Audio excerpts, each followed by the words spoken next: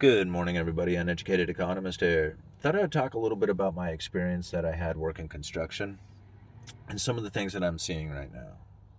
Now, I had worked building supplies, like selling building supplies, since I was a senior in high school up until, I don't know, I was like 25.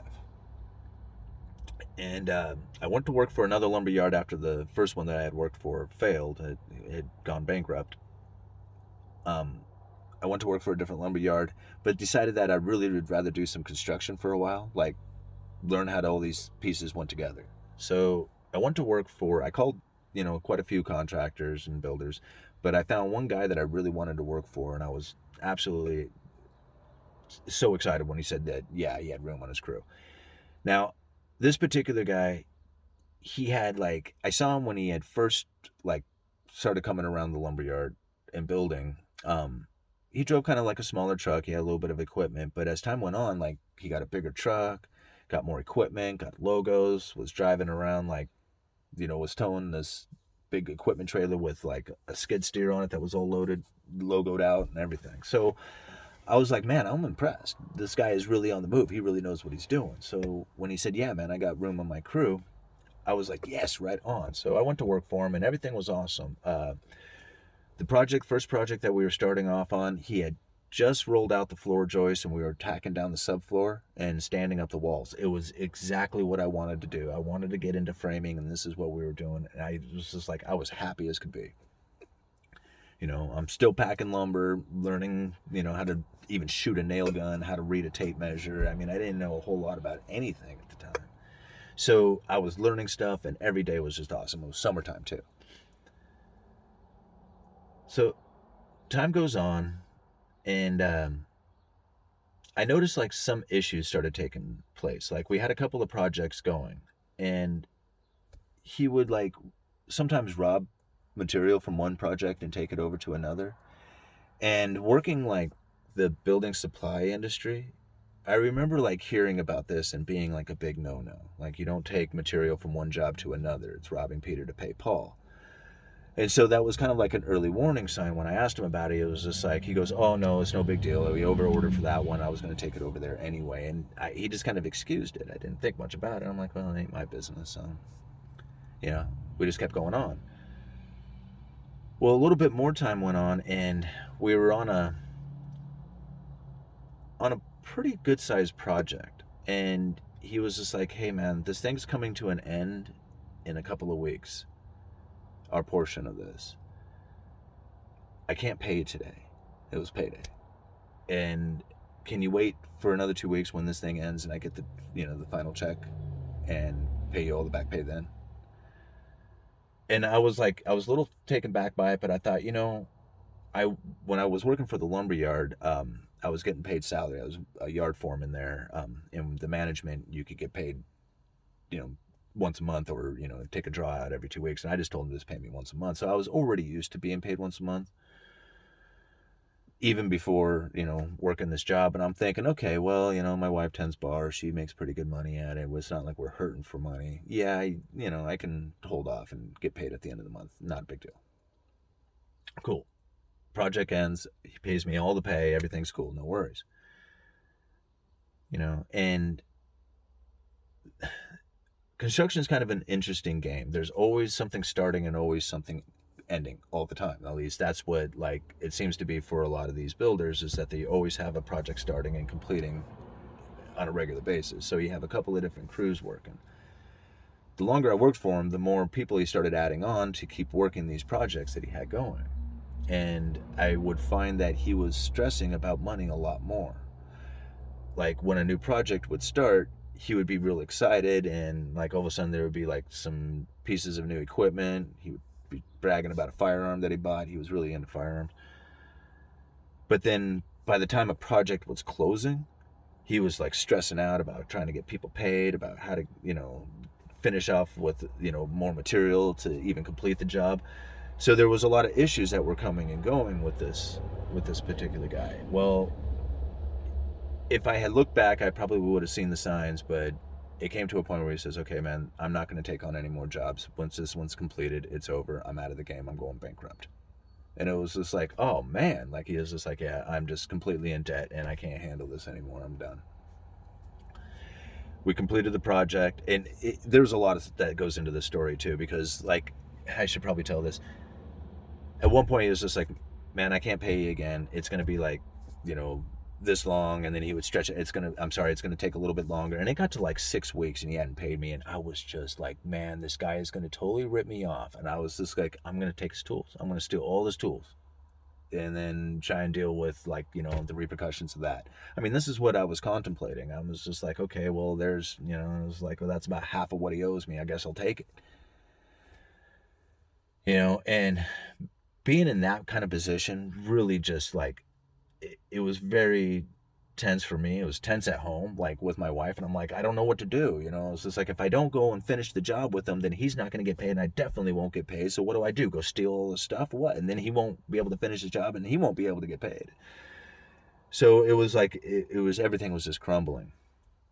Fortunately, I stuck it out with him. We finished the job.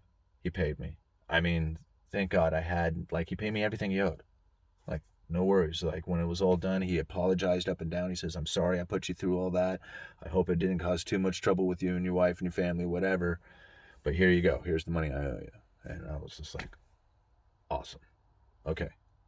I was made good, you know. But he failed.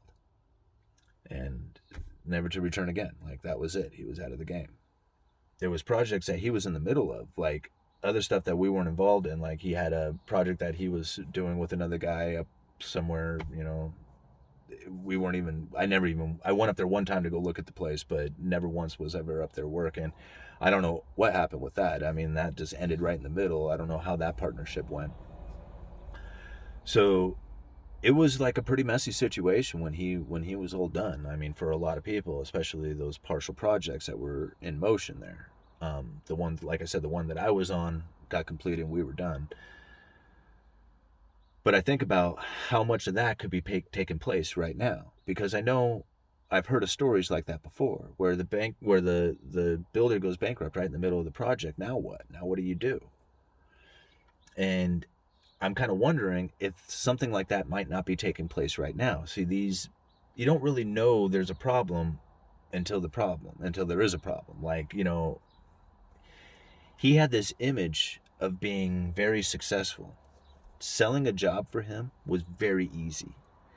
The building part of things, he was very good at. Like, everything that he did was very high end. So when people looked at his work, they were like, man, you do very good work. Absolutely he does. Nothing was shoddy. Everything was perfect. His business was perfect. His, like, as far as being able to sell, his money management was terrible. I mean, could not handle his financings whatsoever, and so the rest of it just fell apart. You know, I see other guys, they're very successful at having a job. Like, they'll never make it rich. They say it, you know, you'll have a pretty decent living doing this, but you'll never make it rich. Working construction is like having a job. It's just a job to them. You know, they go up, they show up every day, they, you know, do their foundations, they do their framing, and then they go home and try and sell some more jobs. But they'll never, like, you know, anticipate that they're going to be driving, like, you know, Mercedes to work or something like that. That's not like part of the game. You know, it's just a regular job. And so when things start getting stressful, as far as like not being able to buy the material to complete the job, well, that means like you're not going to be able to pay your bills. And that doesn't work, right? So this building materials, as they go up, this is causing a lot of stress to a lot of home builders out there. And I believe you're starting to see it. I think you're starting to see where bankruptcies are going to start kicking in for a lot of these builders, as they have signed on contracts that they can't fulfill. Like, when they signed it, the contract was valuable. But now you can't make the contract valuable because the material cost is so high. No matter what you do to try and fulfill that contract, you're not going to make it. You're going to fail. See, there's a smaller example of it. I have I have a lot of like husband-wife teams who do smaller projects, decks, fences, remodels, like, smaller bathroom remodels, kitchen remodels, stuff like that. Not necessarily going into like full-on new home construction. And this one of my customers came in and she was just like beside herself on this deck package. She says, I can't believe how much the materials are compared to when we bid this thing out. She says it's eaten up all the profit. In fact, I think it's starting to cost us to be here. In fact, she goes, I'm pretty sure of it after like when she was like looking at the total. So, and I felt bad for her. I'm like, I know the material cost is 4 times higher than it was last year. I don't know what to tell you. I mean, I can help you out a little bit on some of the fasteners and stuff like that on some of the hardware. And she says, no, I already have all that, and I'm like, okay, well, let's get you loaded. So I'm down there and I'm loading up the material on the back of her truck, and I hear her talking with her husband. She says, please go look for them. I do not want to put another $40 into this project. And I'm like, oh man, it's that bad. He can't find the screws. Like, he can't find the fasteners for it. And she already said she didn't want to buy any because she had them. And now she can't find them, or her husband can't find them. And I'm thinking, man, this project has gotten to the point that it is so bad that she can't put $40 towards it. How many other projects out there are like this? How many other people are in this sort of stress? I think about the fly-by-nighters that came in. There's a lot of people who came into the lumberyard who are really good carpenters. They really know what they're doing. But they may not know exactly what they're doing when it comes to being a successful builder. Like, a lot of builders have been through some pretty tough times. They know to keep a stack of money, a nest egg off to the side, and a cage of, an emergency fund. But a lot of people, they just live paycheck to paycheck. They're job to job, just like everybody else out there. It's like a 9-to-5er. And if you have a couple of projects that go bad, it's like not getting paid. You're done. Like, it doesn't take very long, and the whole system begins to collapse on you. The whole thing collapses on you. So I think about what's going on right now because the articles are starting to pop up. I found, just recently, an article, or it was a news. It was a news broadcast. I forget from which town, but this poor guy. He gets a letter from the bank saying, "Did you get the email?" His email from what? From his builder saying that his contract's been terminated. He's like, "What do you mean it's terminated? You can't terminate a contract. We got a contract." He goes out to the house. There, it's nothing but a foundation. There is no work being done, and there is no builder to have. He's gone. He's out of business. You can't go to work. You can't. There ain't nobody to go to work. So now what do you do? I mean, trying to find a builder to build your house, that's like almost impossible right now, especially for the contract that you have signed. So everything is just done. He's just like, now what? I mean, everything that I had planned is now completely over. I thought, man, I'm sure this can't be the only case. This has got to be more of this going on. So I went to look for more news articles on this matter and really couldn't find a whole lot on it. But I did find where it's like a law review newsletter or something like that, talking about the 6 signs to tell if your builder is going bankrupt, which I thought was a very interesting article to put out right now. See, these are things that you can't find like a chart on. Like, you don't know how many of these builders are facing stress right now until they actually go bankrupt, until they stop paying the lumberyards, until they stop making their equipment payments. We don't know where we're at on this. I do know that a drop of 10% in housing starts, that's a pretty serious deal considering that we're coming into the building season. See, I told the guys at work, I said, we're facing a slowdown because of these high prices. See, it doesn't matter if it's a housing slowdown because the loans aren't available for people to get, or if it's a housing slowdown, as far as the new construction goes, because the materials or too expensive, either way, it's still a slowdown. You're still slowing down. And if you're not building, then you're not earning money. And if you're not earning money, then you're not paying off your debts or your people or fulfilling contracts. See, people, this is one of the reasons why I get so like into my head about deflation, is because all this inflationary pressure into the building materials is causing a slowdown in the production of homes. It's deflation of home prices, or not home prices, but home production. The prices are going through the roof, and they'll probably continue to go through the roof as less homes get built, leaving less availability out there. Everything's getting even more unrealistic.